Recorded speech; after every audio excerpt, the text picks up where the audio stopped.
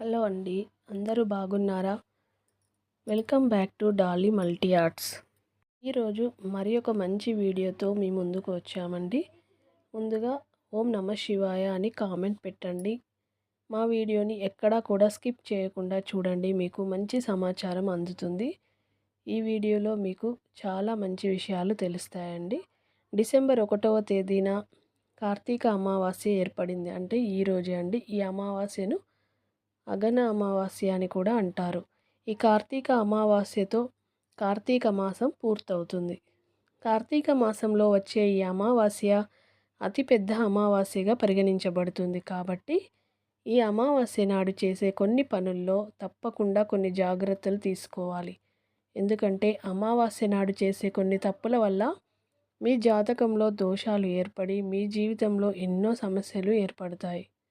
అలాగే ఈ కార్తీక అమావాస్య నాడు కొన్ని పరిహారాలను పాటిస్తే మీకున్న కష్టాలన్నీ తొలగిపోయి లక్ష్మీదేవి ఆశీర్వాదంతో అష్టైశ్వర్యాలను పొందవచ్చు.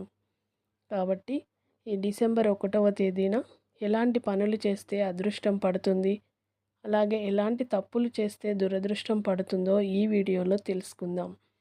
ముందుగా మా వీడియోకి ఒక లైక్ కొట్టి మా ఛానల్ని సబ్స్క్రైబ్ చేసుకోండి. కార్తీక మాసంలో వచ్చే చివరి రోజునే కార్తీక అమావాస్య అని అంటారు. కాబట్టి శివునికి ప్రీతికరమైన అమావాస్య నాడు ఇంట్లో పూజ చేసుకొని సాయంత్రం శివాలయానికి వెళ్ళి శివాలయంలో దీపాలు వెలిగించి శివుడిని దర్శించుకుంటే శివుని యొక్క సంపూర్ణమైన అనుగ్రహం మీకు లభిస్తుంది. అమావాస్య రోజున ప్రతి ఒక్కరూ ఖచ్చితంగా తలస్నానం చేయాలి. అమావాస్య నాడు తలస్నానం చేస్తే జాతక దోషాలన్నీ కూడా తొలగిపోతాయి. ఒకవేళ తలస్నానం చేయకపోతే మాత్రం మిమ్మల్ని ఖచ్చితంగా దరిద్రం వెంటాడుతుంది. అలాగే అమావాస్య నాడు పొరపాటును కూడా తలకి నూనె రాయకూడదు. గోవులో ముక్కోటి దేవతలు కొలువై ఉంటారు.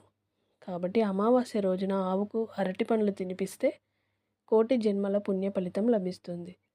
కార్తీక అమావాస్య రోజున సాయంత్ర సమయంలో ఇంటి ముందు 2 దీపాలను వెలిగించండి. అమావాస్య నాడు పొరపాటున కూడా నల్లని వస్త్రాలను వేసుకోకూడదు.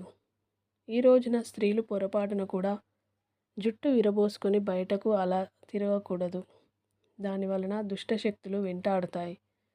బియ్యం, గోధుమలు, చీపురు ఈ 3 వస్తువులను మాత్రం అమావాస్య నాడు అస్సలు కొనకూడదు. ప్రతి అమావాస్య నాడు పెరుగు తినకూడదు.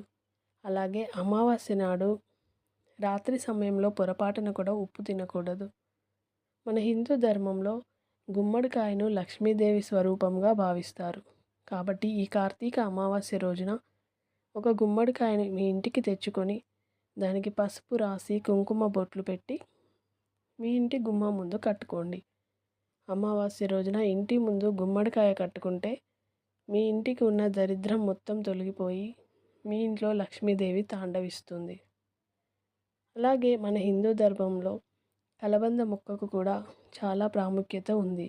కాబట్టి అమావాస్య రోజున కలబంద మొక్కను గుమ్మానికి కట్టుకున్నా కూడా చాలా మంచి ఫలితాలు ఉంటాయి. నిమ్మకాయలను పార్వతీ స్వరూపంగా పోలుస్తాము. డబ్బును ఆకర్షించడంలో నిమ్మకాయలు బాగా ఉపయోగపడతాయి. కాబట్టి అమావాస్య రోజున ఇంటి ముందు నిమ్మకాయలను కట్టుకుంటే మీకున్న డబ్బు సమస్యలన్నీ తీరిపోతాయి. అమావాస్య రోజున ఎక్కువగా భూమిపైన దుష్టశక్తులు సంచరిస్తూ ఉంటాయి. ఈ దుష్టశక్తులు మన ఇంట్లోకి ప్రవేశిస్తే మన జీవితం అల్లకల్లోలం అయిపోతుంది. కాబట్టి ఈ కార్తీక అమావాస్య రోజున నీటిలో కొంచెం కల్లుప్పును వేసి మీ ఇల్లంతా శుభ్రం చేసుకోండి. ప్రతి అమావాస్య రోజున ఇలా ఇంటిని శుభ్రం చేసుకుంటే ఇంట్లో ఉన్న నెగిటివ్ ఎనర్జీ అంతా తొలగిపోయి ఇంట్లోకి పాజిటివ్ ఎనర్జీ ఏర్పడుతుంది. ప్రతి అమావాస్య రోజున ఇంట్లో ఉన్న ప్రతి ఒక్కరూ ఉప్పుతో దిష్టి తీసుకోండి. అమావాస్య రోజున దిష్టి తీసుకుంటే రాబోయే రోజుల్లో మీకు ఎలాంటి కష్టాలు లేకుండా సుఖ సంతోషాలతో జీవిస్తారు. అమావాస్య రోజున లక్ష్మీదేవిని పూజిస్తే విపరీతమైన ధనయోగం కలుగుతుంది. కాబట్టి అమావాస్య రోజున సాయంత్ర సమయంలో మీ పూజా గదిలో ఉన్న లక్ష్మీదేవి పటం ముందు ఒక్క నెయ్యి దీపం వెలిగించండి. నెయ్యి దీపం వెలిగించి లక్ష్మీదేవిని పూజిస్తే మీ ఇంటికి అఖండమైన రాజయోగం కలుగుతుంది. మన హిందూ ధర్మంలో బీరువాను లక్ష్మీదేవితో పోలుస్తాం. కాబట్టి ఈ కార్తీక అమావాస్య నాడు మీ ఇంట్లో ఉన్న బీరువాను శుభ్రంగా తుడిచి బీరువాకి కుంకుమ బొట్లు పెట్టి ధూపం వేయండి. ప్రతి అమావాస్య రోజున ఇలా చేస్తూ ఉంటే మీ ఇంటి సంపద క్రమక్రమంగా పెరిగి మీరు త్వరలోనే ధనవంతులు అయ్యే అవకాశాలు ఉంటాయి. అమావాస్య రోజున ఉదయాన్నే నిద్రలేవాలి. ఉదయాన్నే నిద్రలేసి మనం ఎట్టి పరిస్థితుల్లో కూడా ఆలస్యంగా నిద్ర లేవకూడదు. ఉదయాన్నే నిద్రలేచి మన కాలకృత్యాలు తీర్చుకొని ఉదయంలోనే అమావాస్య రోజు పూజ చేసుకోవాలి. ఇలా చేస్తే మీకు డబ్బు కష్టాలు కూడా ఉండవు. అమావాస్య రోజున కొన్ని చిన్న చిన్న పరిహారాలు పాటించడం వల్ల మన జీవితంలో ఎంతో మంచి జరుగుతుంది. అలాగే మధ్యాహ్న సమయంలో మాత్రం అస్సలు నిద్రపోకూడదు. మరియు అమావాస్య రోజున ఎవ్వరికి కూడా డబ్బులు ఇవ్వకూడదు. ఇంటి ముందు అమావాస్య రోజు ముగ్గులు కూడా కొంతమంది వేయరు. ఎందుకంటే అమావాస్య రోజు చాలా ప్రదేశాల్లో ముగ్గులు వేస్తే దుష్ట శక్తులు ఆకర్షిస్తాయని వేయరు. అమావాస్య రోజున బయటకు వెళ్ళడం కూడా మంచిది కాదు. ఒకవేళ మీరు బయటికి వెళ్ళాల్సి వస్తే అరికాలి పైన కాటుక బొట్టు పెట్టుకొని వెళ్ళండి. రావి చెట్టులో విష్ణుమూర్తి ఉంటాడని, ఆ దేవుడు అందులో కొలువై ఉంటాడని అంటారు. కాబట్టి మీకు ఎలాంటి సమస్యలున్నా సరే ఈ అమావాస్య రోజున రావి చెట్టు కింద ఒక నెయ్యి దీపం వెలిగించండి. రావి చెట్టు చుట్టూ కూడా 5 ప్రదక్షిణాలు చేస్తే మీకు ఉన్న సమస్యలన్నీ ఖచ్చితంగా తొలగిపోతాయి. మరి అలాగే ఇంటి ఈశాన్య దిశలో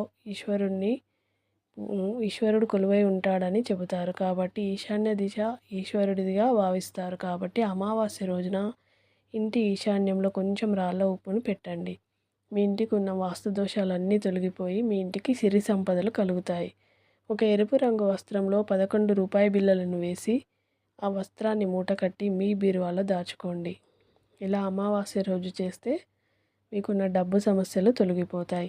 అలాగే మనలో చాలామంది నరదృష్టితో బాధపడుతూ ఉంటారు. కాబట్టి అమావాస్య రోజున కాలుకి నల్ల దారం కట్టుకుంటే నరదృష్టి సమస్యలన్నీ కూడా తొలగిపోతాయి. ఎదుటి వారి ఏడుపులు మన ఇంటిపైన పడితే మన కుటుంబంలో ఎన్నో కష్టాలు ఏర్పడతాయి. కాబట్టి ప్రతి అమావాస్య రోజు ఒక గుమ్మడికాయతో ఇంటికి దిష్టి తీయండి. ఇంటికి ఉన్న నరపీడ మొత్తం తొలగిపోతుంది. అమావాస్య నాడు పొరపాటున కూడా తులసి ఆకులను కొయ్యకూడదు. అమావాస్య రోజున శుభకార్యాలు చేయకూడదు. కొత్త పనులు ప్రారంభించకూడదు.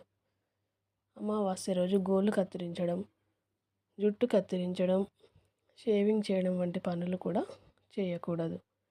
ఇలాంటి చిన్న చిన్న పరిహారాలను పాటించడం వల్ల మనకు ఎంతో మేలు జరుగుతుంది. ఈ వీడియో కనుక మీకు నచ్చితే లైక్ చేయండి మరియు షేర్ చేయండి. మా ఛానల్ని సబ్స్క్రైబ్ చేసుకోండి. Thank you for watching.